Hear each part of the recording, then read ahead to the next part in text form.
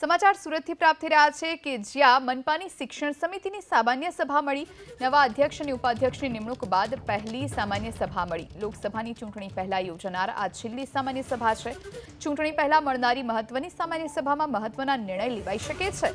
તો વિપક્ષ દ્વારા યુનિફોર્મ બૂટ મોજાની ક્વોલિટીની ચકાસણીનો મુદ્દો મુખ્ય રહ્યો। કમ્પ્યુટર ઓપરેટરનું શોષણ એજન્સી કરતી હોવાનો પણ મુદ્દો ઉછળ્યો હતો। એજન્સી કર્મચારીઓને ઓછો પગાર ચૂકવીને શિક્ષણ સમિતિ પાસે વધુ પૈસા લેતી હોવાનો પણ વિપક્ષે આરોપ લગાવ્યો છે। 19,000 કરતાં વધુ પગાર એજન્સી કર્મચારી માટે લે છે, તેની સામે ઓપરેટરને 10 થી 12,000 જ ચૂકવાતા હોવાના આક્ષેપ લાગ્યા છે।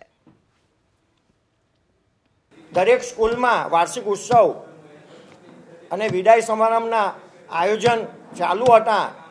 સભ્યોને અવારનવાર ત્યાં પણ જવાનું હતું, તે છતાં પણ સમય કાઢીને આ બધા કામો અંગે તંદુરસ્ત ચર્ચા કરીને જે નિર્ણય લીધો છે એને હું આવકારું છું। મોટું કામ કરવાનો અનુભવ નથી, યા તો એ કંપનીને ભૂતકાળમાં કામ આપ્યું હતું તો એને ગેરરીતિ કરી છે, છતાંય 25 કરોડથી વધુના કામ આ બધાને કમ્બાઈન રીતે આપી દેવામાં આવ્યા। સ્કૂલ બેગની વાત કરીએ તો સ્કૂલ બેગનો આ ડિઝાઇન છે। સ્કૂલ બેગના કવર ઉપરથી મા સરસ્વતીનો ફોટો ગાયબ છે। વિદ્યાના મંદિરમાં વિદ્યાની દેવીનો ફોટો નહીં આપીને સમિતિના શાસકો શું સાબિત કરવા માંગતા છે? નગર પ્રાથમિક શિક્ષણ સમિતિની ડાયરીમાંથી પણ મા સરસ્વતીનો ફોટો ગાયબ છે। ખબર નહીં શાસકોને શું તકલીફ છે। તો આ તમામ મુદ્દે કંપનીઓની ગેરરીતિ મુદ્દે આજની સામાન્ય સભામાં રજૂઆત પણ કરી હતી અને વિરોધ પણ કર્યો હતો।